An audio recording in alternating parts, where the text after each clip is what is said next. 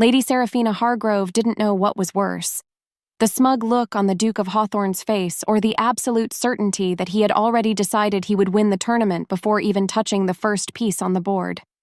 It had all started that fateful morning in the Marbleford Hall, where the marble columns were as pristine as the intrigues that swirled among the guests.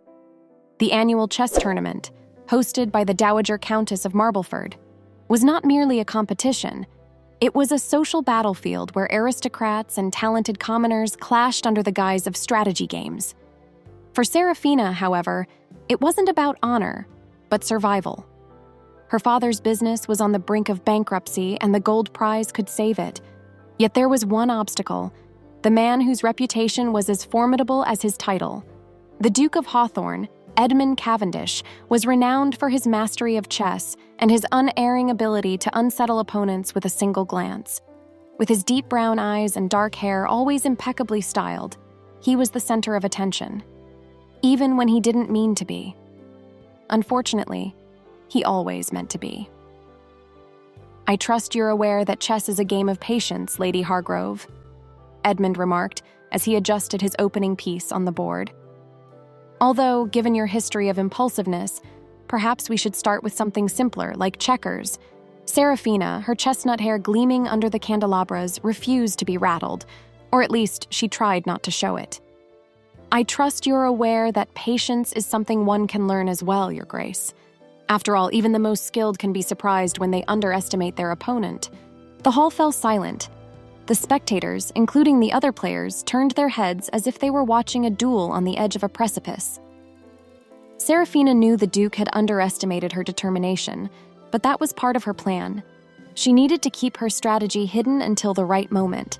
But there was something in Edmund's eyes, a glimmer of curiosity that shouldn't have been there. He had expected boredom, perhaps even disdain, but not that boldness that defied his expectations. Why then did he seem more intrigued than annoyed? The first move was made with steady fingers, and the sound of the piece striking the board echoed like a gunshot.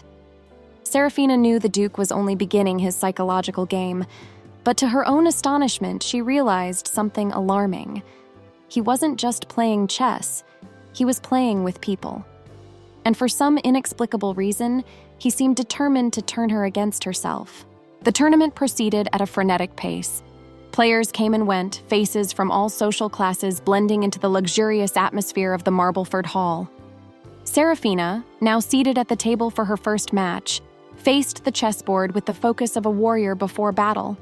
Across from her sat Lord Asquith, a pompous baron who seemed more concerned with adjusting his waistcoat than calculating his moves.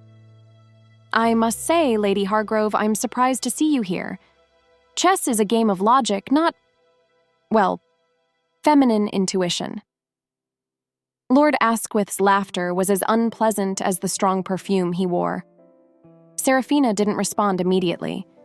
Instead, she moved her first pawn with deliberate calm, the sound of the piece echoing like a silent provocation. "Feminine intuition? Curious, my lord. They say it's precisely intuition that separates great strategists from mere imitators."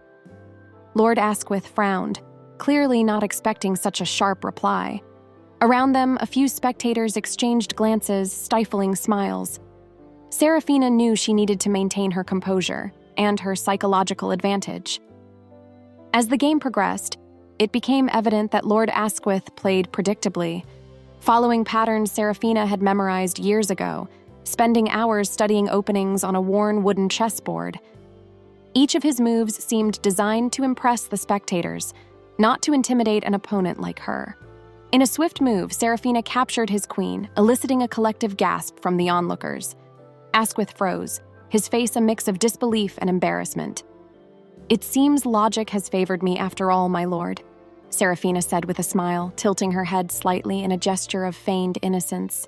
When the match ended, Seraphina shook the baron's hand, who still seemed to be in shock. She left the table with the feeling that she had done more than win a game. She had made it clear that she was there to be taken seriously, not just as a player, but as a woman who knew her worth. "Impressive, Lady Hargrove." The deep, ironic voice came from the direction of the Duke of Hawthorne. He was leaning against a nearby column, observing her with an appraising look. Although, considering your opponent, I wouldn't call it an extraordinary feat. Seraphina turned slowly, keeping her gaze fixed on him. And considering your position, Your Grace, I expected you to recognize a brilliant move when you saw one. The slight raise of Edmund's brow indicated that she had managed to provoke him, albeit subtly. He didn't respond immediately, but his silence was more eloquent than any words. As Seraphina walked away, she felt the Duke's eyes following her. There was something in his gaze that unsettled her, a mixture of challenge and curiosity. And as much as she wanted to ignore it, something inside her knew that this man would be harder to face than any other opponent in that hall. In the corner of the hall, a whispered conversation between two nobles caught her attention. Something about the tournament's prize being greater than announced. "They say there's more at stake for the winner," one of them remarked. "An invitation to the Prince Regent's court, perhaps?" Seraphina felt a chill. The tournament, it seemed, concealed more than chess and social intrigues. On the third day of the tournament, the hall seemed more vibrant than ever. The brilliance of the chandeliers reflected off the polished chessboards, and the murmurs of conversations filled the air with palpable nervousness. Seraphina Hargrove stood in a corner, adjusting the cuffs of her embroidered white cotton gown, simple yet impeccable. She knew elegance was important, but her mind was more focused on what she would face on the chessboard than on social judgment around her.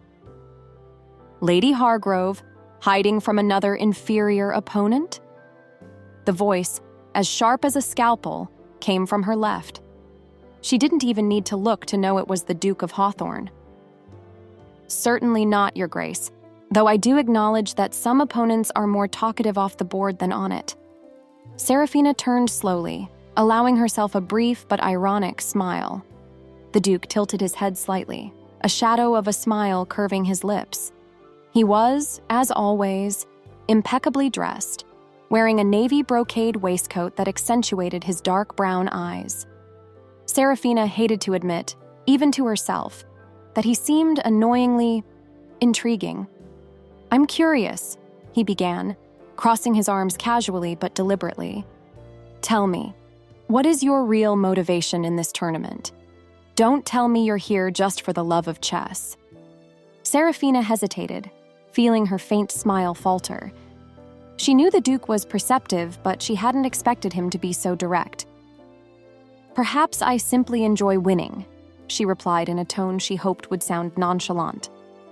"Or perhaps you desperately need the victory for other reasons." His remark was delivered in a low, almost gentle voice, but it was laden with meaning. Seraphina's gaze hardened. She knew he was testing her, but she couldn't let him see how close his words came to the truth. "And what brings you here, Your Grace? I can't imagine it's mere entertainment." "Entertainment is a rare thing for me, Lady Hargrove," he said, shrugging as if the question were irrelevant. "But if you insist on knowing, let's say I also enjoy winning." Before she could respond, a messenger crossed the hall and handed the Duke a sealed envelope. He opened it carefully, reading its contents with an expression that revealed nothing. But as he folded the paper and tucked it away, Seraphina noticed a slight tension in his jaw. "It seems I'll have to postpone our conversation, Lady Hargrove." The Duke gave a short bow, but his eyes lingered on hers longer than necessary. As he walked away, Seraphina found herself curious about the message's contents, but she had no time to dwell on it. Her next match was about to begin, and to her surprise, her opponent was one of the tournament favorites, Sir Alistair Kent, an experienced and cunning player. The match was intense from the start. Seraphina felt each of Alistair's moves as a deliberate attempt to unsettle her, but with every turn, she regained control. When she managed to capture his rook with a risky combination, a murmur of admiration rippled through the spectators. But something felt off. During the game, she noticed Alistair glancing repeatedly towards someone in the back of the hall. Following his gaze, she found Edmund Cavendish watching her closely. The Duke leaned against one of the marble columns, his expression a mix of analysis and something she couldn't decipher. When the match ended, Seraphina won, but her victory was quickly overshadowed by an unexpected revelation. As she left the chessboard, a short, hunched man, clearly a household servant, handed her a handwritten note. "Beware of the Duke of Hawthorne. Not everything in this tournament is as it seems." Seraphina felt the note burn in her fingers as her heart raced. Who had sent the warning? And why was she being cautioned against Edmund? She knew she needed answers. The game she was playing was far bigger than chess. Seraphina reread the note for the 10th time that morning. Sitting by the window of the hall with light filtering through velvet curtains, she felt a whirlwind of emotions. The warning seemed simple, but its implications left her uneasy. Beware of the Duke of Hawthorne. There was something in the tone of the note that sounded as much like a threat as a plea for help. Her concentration was interrupted by a figure who appeared silently at her side. Edmund Cavendish. The Duke of Hawthorne had an uncanny habit of showing up at the most inconvenient moments, as if he could sense when she was vulnerable. "Lady Hargrove," he began, with a smile that didn't quite reach his eyes. "You seem distracted. Is something troubling you?" Seraphina tightened her grip on the note, hiding it within the folds of her dress. "Just reflecting on my next match. The competition is becoming challenging." "That is indeed true." He tilted his head, studying her as if she were an intriguing piece on his chessboard. "You've been a pleasant surprise in this tournament, but tell me, how far do you intend to go?" "To the end, naturally," she replied, keeping her gaze steady on his despite the quickening of her heartbeat. "I don't believe anyone enters a tournament like this without intending to win." "Admirable."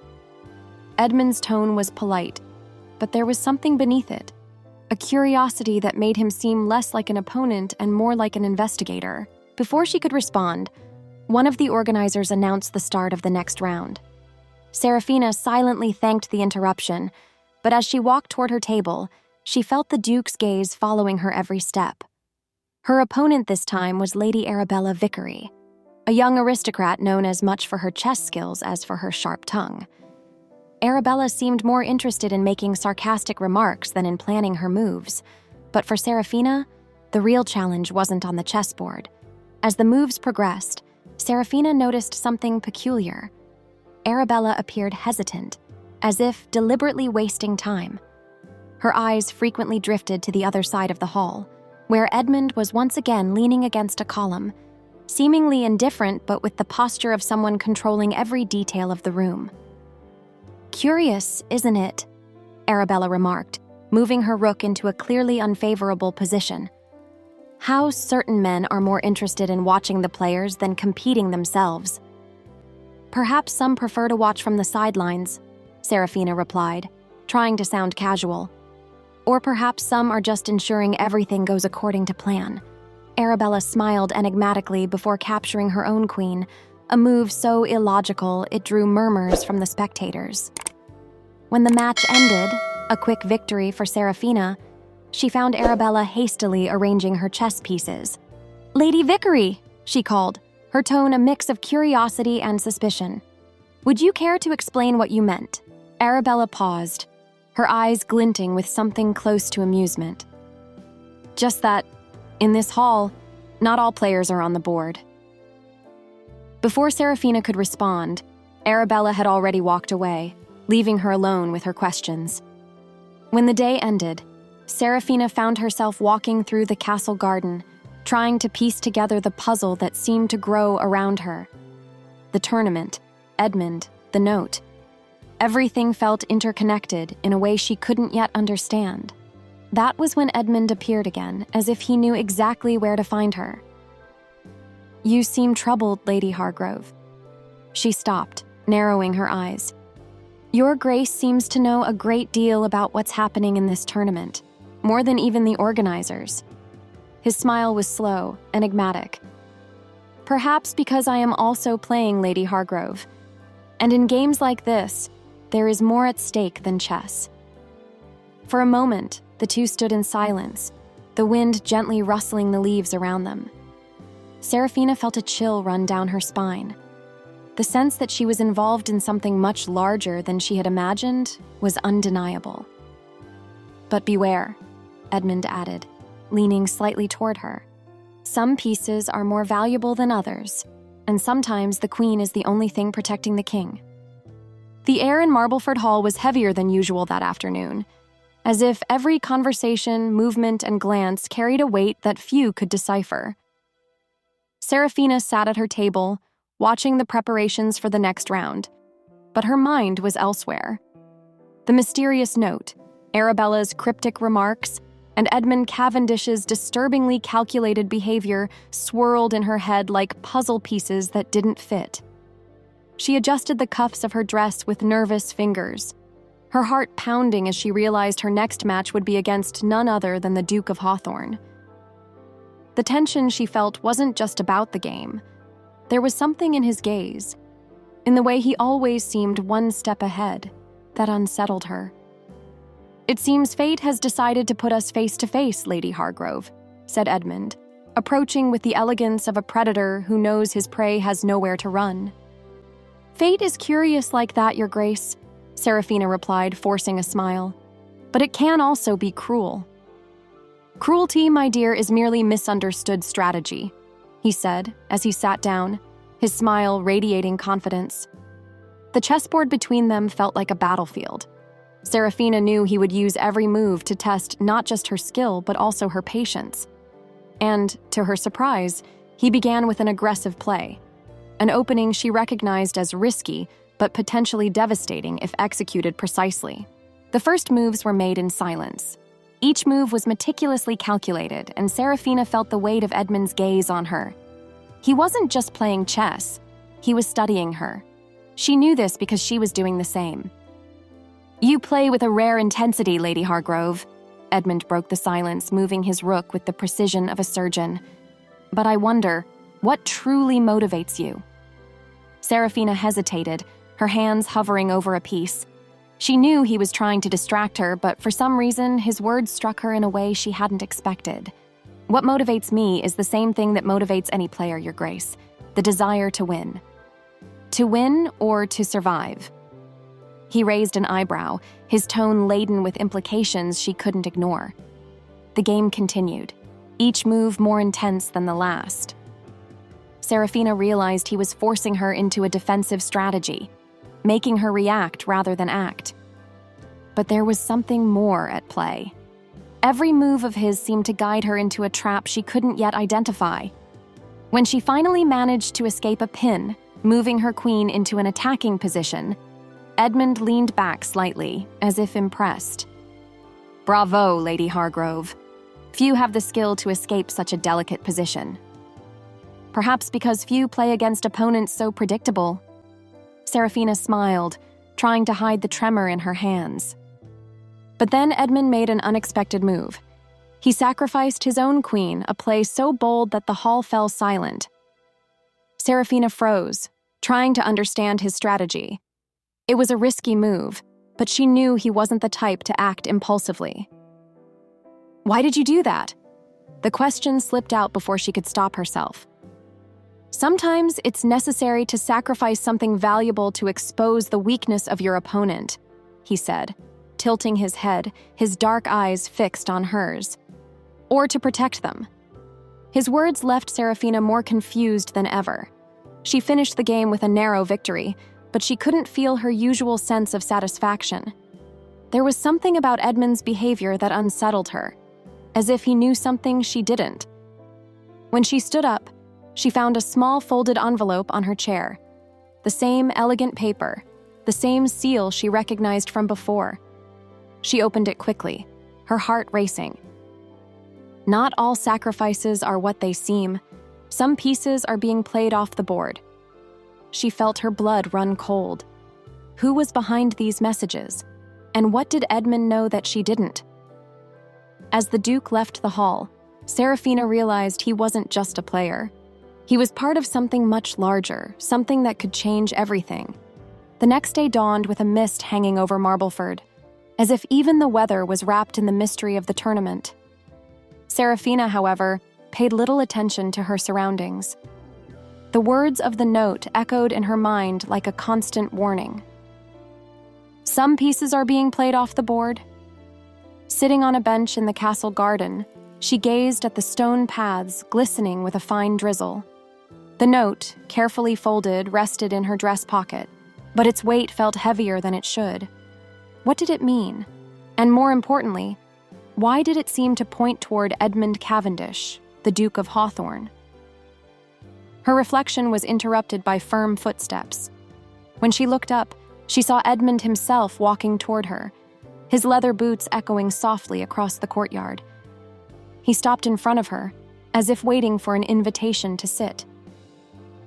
"It's rare to see someone so contemplative in such a competitive tournament, Lady Hargrove," he said, his voice smooth but laced with an inquisitive tone.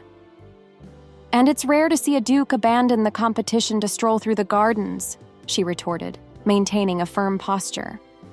"Or is this another strategy off the board?" A smile curved Edmund's lips.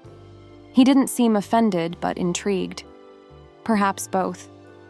After all, the best move is the one the opponent doesn't expect. Seraphina felt a shiver, not from the cold, but from the intensity of his gaze. It was as if he could see right through her, uncovering all her secrets. "Your Grace seems to have a special talent for games, both on and off the board." Edmund hesitated, something rare for him. Finally, he answered, "My title places me in complicated positions. Some prefer to have me as an ally, while others want me out of the way. This tournament is my chance to decide which path to take." "And me?" Seraphina raised her chin, determined to get answers. "Why am I involved in this?" "Because you're not just a player, Lady Hargrove. You're a piece that could turn the game." His words hit her like a blow. Seraphina didn't know if she felt anger, fear, or relief at Edmund's confession. What she did know, however, was that he wasn't just playing to win the tournament. He was playing to protect something, or someone. "There are more things you need to know," Edmund said, his voice softening. "But only if you're willing to trust me." Seraphina remained silent, her eyes locked on his. She knew trusting Edmund was a risk, but at the same time, she felt he wasn't the true enemy. Not yet. "Very well, Your Grace." She took a deep breath, feeling the weight of her decision. "Let's find out together who's playing this game, and what's truly at stake." The final night of the tournament arrived with a grandeur that felt like a prelude to something greater. Marbleford Hall was resplendent with lit chandeliers, shadows dancing on tapestry-covered walls. Seraphina walked with firm steps toward the central board where the final match would take place. Her blue satin gown gleamed under the light, but she didn't feel triumphant. There was more at stake than victory. Edmund Cavendish stood on the other side of the board, as serene as ever. However, when his eyes met Seraphina's, she noticed something she had never seen before. Concern. Not for the game, but for what was about to be revealed. "The final match," announced the Master of Ceremonies, his voice echoing through the hall. "The Duke of Hawthorne versus Lady Hargrove. May the best moves prevail." Seraphina inclined her head in a formal gesture, and Edmund did the same.